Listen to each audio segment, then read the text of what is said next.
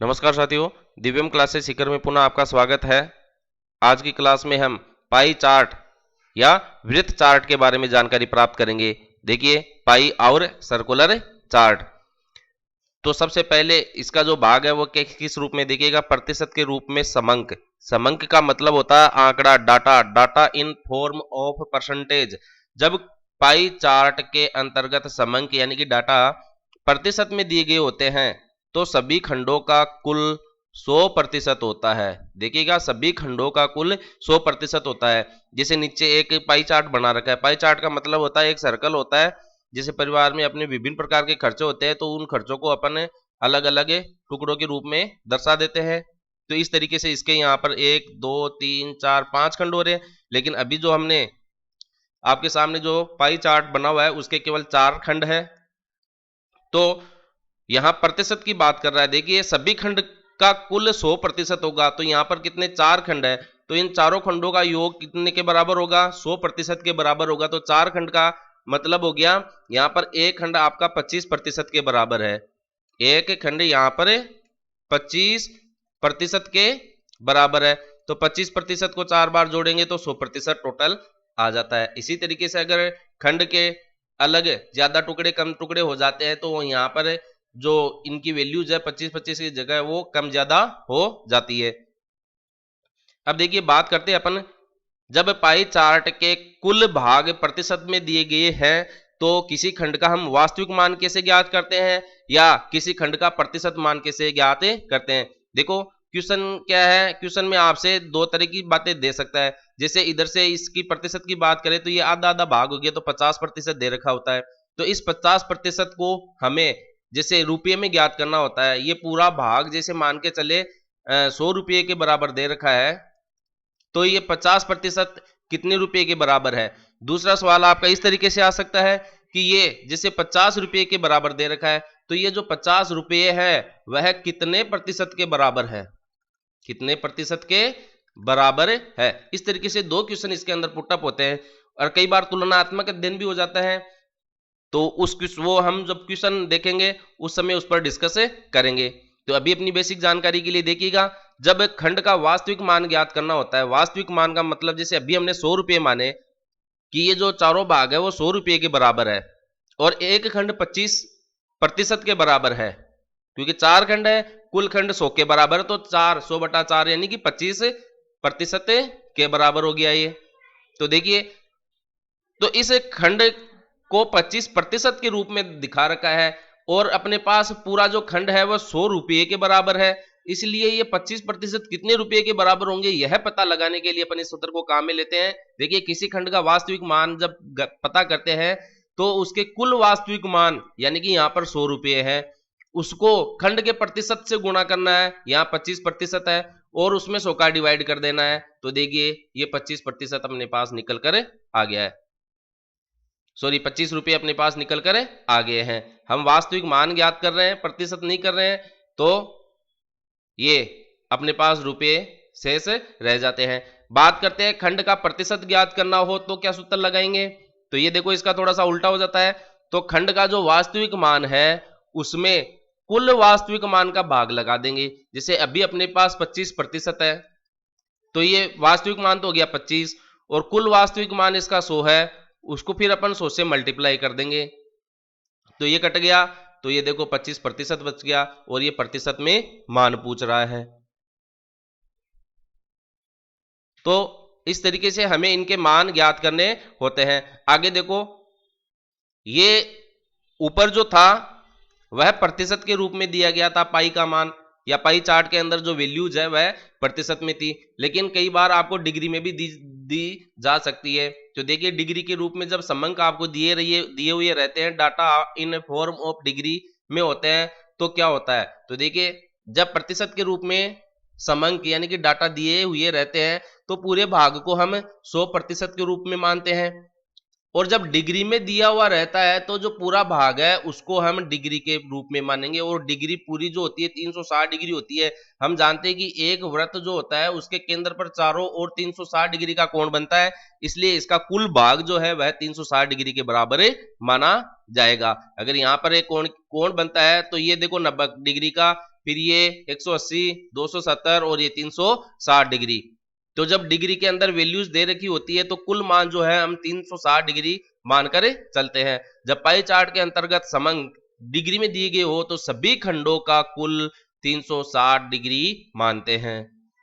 अब देखो 360 डिग्री मानेंगे तो यहां पर ये जो पहला भाग है, ये दूसरा भाग, ये तीसरा भाग, ये चौथा भाग है, तो प्रत्येक भाग कितने डिग्री के बराबर हो जाएगा? 90 डिग्री के बराबर हो जाएगा। पहला, दूसरा, तीसरा और चौथा। तो चारों का योग देख लीजिए, 9 चौक 36, 360 डिग्री होता है। और जब प्रतिशत की बात आती है तो इसका जो एक भाग है, एक क्वार्टर है, एक चौथाई जो भाग है वह 25% के रूप में होता है। तो चारों 25% के रूप में हो जाएंगे और इनका योग देखिएगा 100% के रूप में होता है।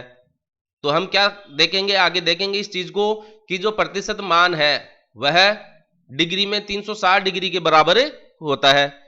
अब बात करते हैं अपन आगे। देखो इससे पूर्व हमने ये देखा कि जब हमें वास्तविक मान ज्ञात करना होता है तो कुल वास्तविक मान को हम उस खंड का जो भाग है वह कितने प्रतिशत में था उससे मल्टीप्लाई करके 100 से डिवाइड किया था।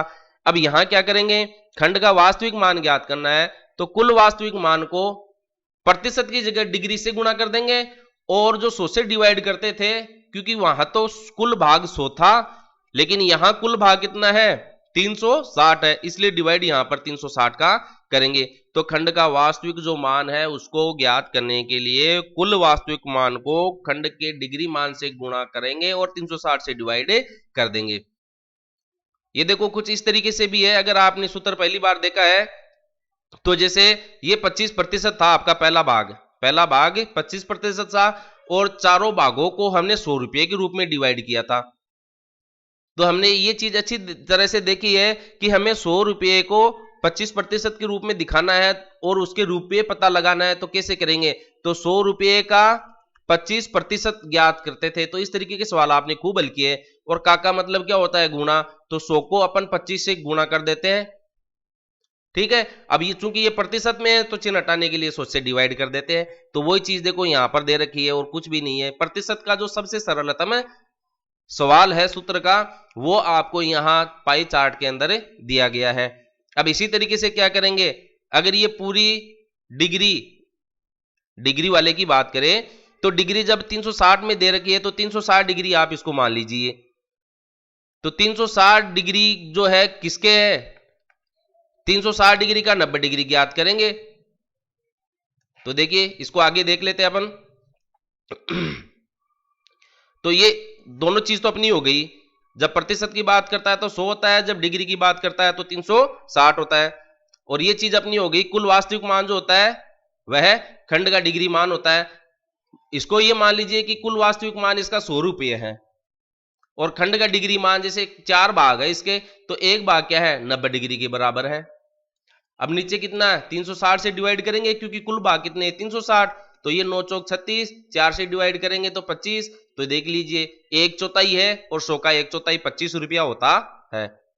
अब इसी तरीके से यदि यहां आपको डिग्री में न देकर जैसे ये दे दिया कि ये 25 है,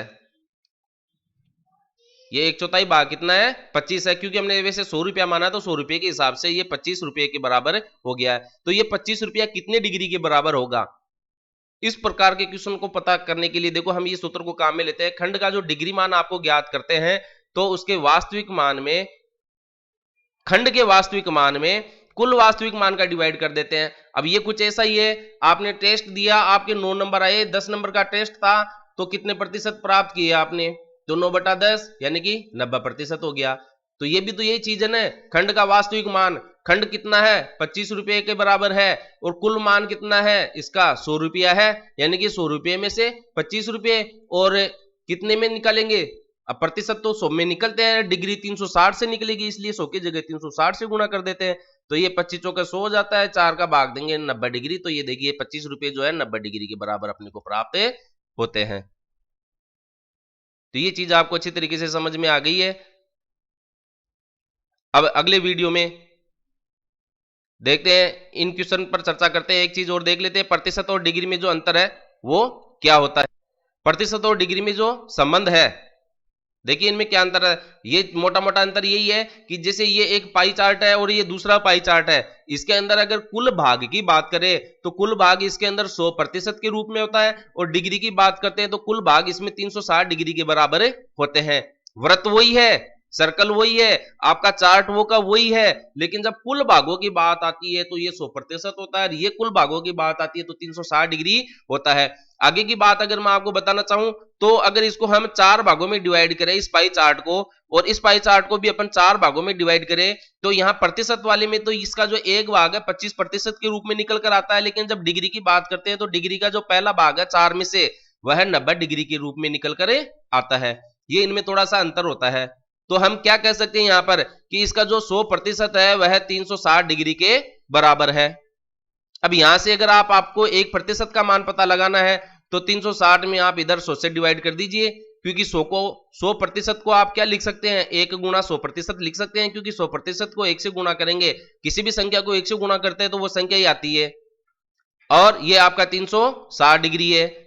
अब यहां से 100 को आप वज्र गुणा कर दीजिए तो इधर तो 1% शेष रह गया, तो 360 डिग्री बटा 100 हो जाता है। अब इसको थोड़ा सा अगर आप हल करते हैं तो ये 36/10 या 18/5 के रूप में निकल कर आता है, यानी कि 1% जो भाग है इस पाई चार्ट का, इस पाई चार्ट को अपन जैसे 100 भागों में डिवाइड कर दे तो उसका जो एक भाग है, यानी कि 1% का जो भाग है वह डिग्री में 18/5 के बराबर होता है। ये बात इसमें समझने की है। और इसी तरीके से जैसे हम डिग्री को लेके चले कि 360 डिग्री जो है वह 100% के बराबर है, इसलिए 1 डिग्री कितना होगा, तो 360 डिग्री को भी अपन 1 से मल्टीप्लाई करके लिख सकते हैं। तो ये हो गया आपका 100% बटा 360, इसको हल कर लेते हैं तो वही ये उल्टा हो जाता है 5/18%, यानी कि 1 डिग्री का मतलब है ये जैसे पूरा वृत्त जो है 360 डिग्री में विभाजित होता है, तो इसका जो 1% का खंड है, टुकड़ा है, वह प्रतिशत में 5/18 के बराबर प्राप्त होता है। 1 डिग्री जो है 5/18 भाग के बराबर प्राप्त होती है। अब इस पर आधारित हम देखो क्वेश्चन देखने का प्रयास करते हैं। एक क्वेश्चन अपने को दिया गया है, नीचे दिए गए वृत्त आलेख एक परिवार के द्वारा एक माह में विभिन्न मदों में किए गए खर्च एवं उसके बचत को दर्शाता है। तो खर्च की और बचत की बात कर रहा है, देखिएगा हमें इसका अध्ययन करना है और जो क्वेश्चन पूछा है उसका जवाब देना है। व्यय और बचत के अंदर ये देखिए आपको आलेख दिया गया है, तो परिवार की कुल आय आपको देखो 60,000 दे रखी है, भोजन एवं शिक्षा पर व्यय में अंतर कितना है, तो देखिए भोजन कितना है 20% है, भोजन पर व्यय कितना होता है 20%। मैं आपको देखो फिर बताऊं, भोजन पर व्यय, इसको आप इस तरीके से समझे कि आपके टेस्ट में नंबर आए 20%, और कुल कितने अंकों का था टेस्ट 60,000 का, तो आपने कितने प्रतिशत अंक प्राप्त किए 20/60,000, 60,000 में 20% है ना, तो ये तो जब आपको प्रतिशत ज्ञात करना हो तब की बात है। देखिएगा थोड़ा सा चेंज करते हैं इसमें, आपने कितने खर्च किए, आपके जो 60,000 रुपए हैं उसमें से 20% आप भोजन पर व्यय करते हैं, 60,000 रुपए का 20% भोजन पर व्यय करते हैं, तो ये सवाल आपने खूब अच्छी तरीके से किया है, 60,000 का 20%, तो का की जगह आप काय का चिन्ह लगाते हैं, गुणा का चिन्ह लगाते हैं, तो ये 60,000 गुणा 20% का मतलब 1/100 हो जाता है, तो 2 बिंदी काट दीजिए, 6 दूनी 12,000, तो ये तो 12,000 रुपए इसने भोजन पर व्यय किए। यानी कि जो पाई ग्राफ के अंदर देखिए भोजन मतलब नीला इस भाग की बात कर रहा है, इस भाग को भोजन के रूप में दर्शाया गया है, ये 20% के बराबर है, और ये पूरा भाग 100% के बराबर है जो कि 60,000 रुपये है। ये जो 60,000 रुपये है वह 100% के बराबर है।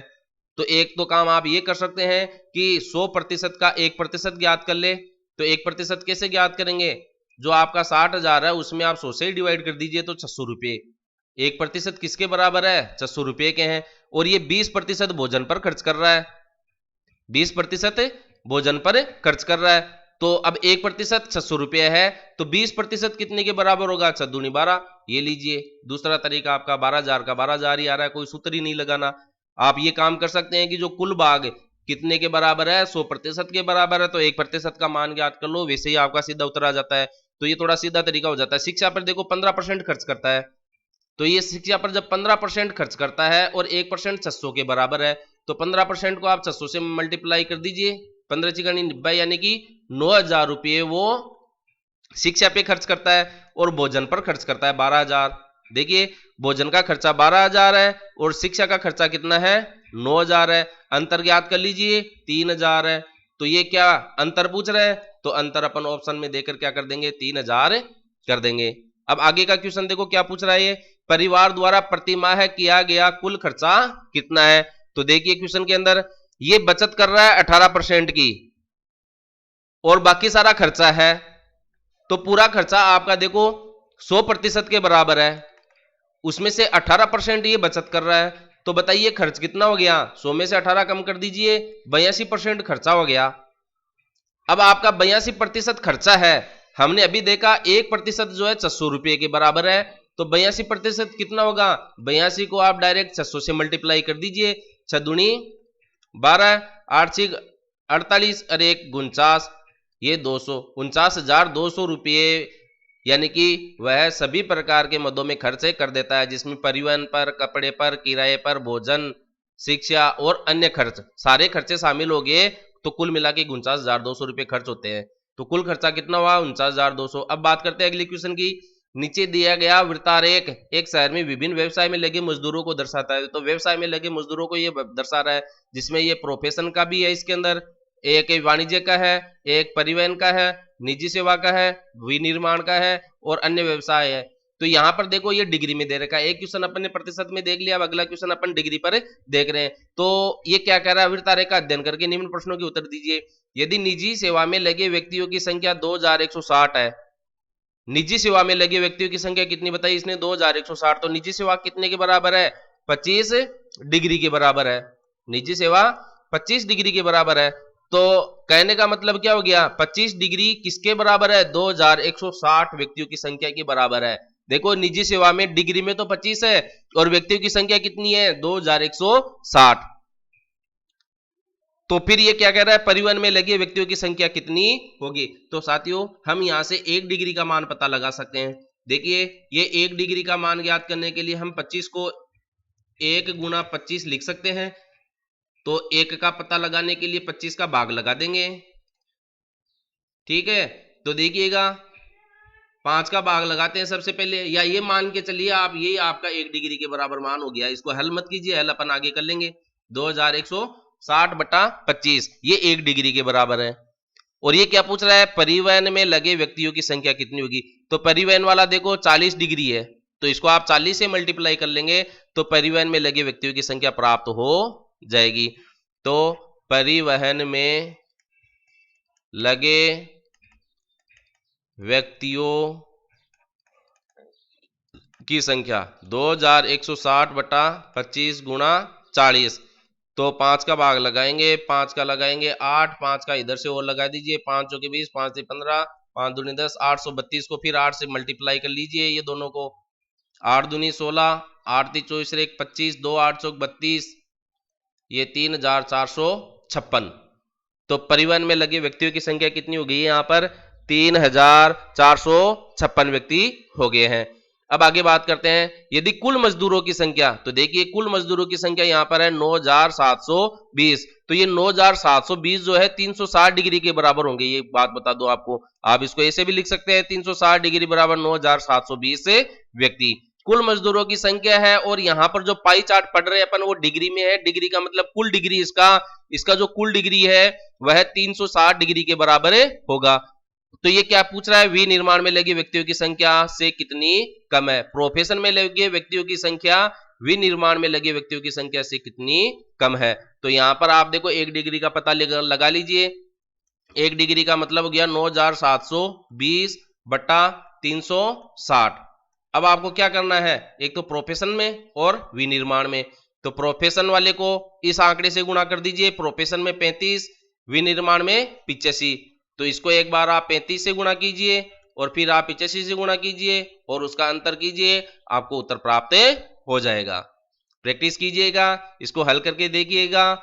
जितनी ज़्यादा आप प्रैक्टिस करेंगे उतना ज़्यादा आपके लिए अच्छा है। थैंक्स।